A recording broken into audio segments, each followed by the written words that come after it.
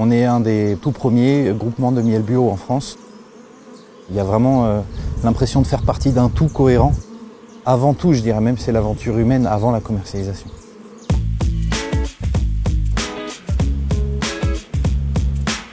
Bonjour, je m'appelle Johan Toquet. Je suis apiculteur professionnel en Limousin. Alors, un groupement, c'est plusieurs agriculteurs qui se réunissent pour avoir une démarche de commercialisation collective. Dans un groupement comme le nôtre, avec des contrats qui se signent sur 3 ans, c'est avoir l'assurance de commercialiser son produit avec un prix minimum garanti.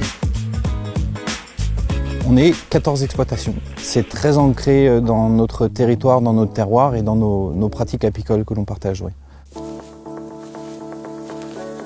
Bonjour, je m'appelle Olivier, je suis apiculteur. Moi aujourd'hui j'exploite à peu près 250 ruches. Les ruches qui vont produire le miel sont réparties sur le département. On ne peut pas mettre non plus trop de ruches sur une même surface pour justement préserver la floraison pour une certaine quantité d'abeilles et en laisser un peu aussi pour les pollinisateurs sauvages. Alors, du miel bio, il faut que ce qu'elle butine soit issu soit de cultures bio, soit de fleurs sauvages, de végétation spontanée qui ne sont pas traitées. De faire attention à ce rayon de butinage de 3 km, à bien surveiller les cultures qui sont potentiellement dans ce rayon. Le miel qu'on considère du Limousin, c'est vraiment un mélange de ronces, de châtaigniers et un peu de trèfle. Ce groupement d'apiculteurs permet de créer un volume pour dire tiens voilà, on peut mettre ce miel-là à disposition de la coop et avec une régularité dans le temps. Puis après ça va être plus dans la vie du groupement au quotidien, on va avoir tous ces échanges d'expériences, ces ressentis en cours de saison, dire attention là il se passe quelque chose. C'est important de pouvoir trouver cette entre guillemets, je vais dire, force de frappe.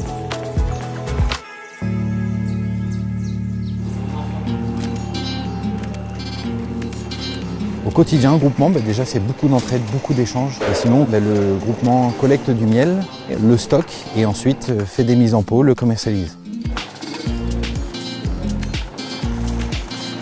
C'est une contractualisation qui est sous l'égide de la certification bioéquitable en France. C'est le commerce équitable que l'on connaît sur le chocolat, sur le café, les produits du Sud, mais là c'est du commerce équitable qu'on appelle Nord-Nord.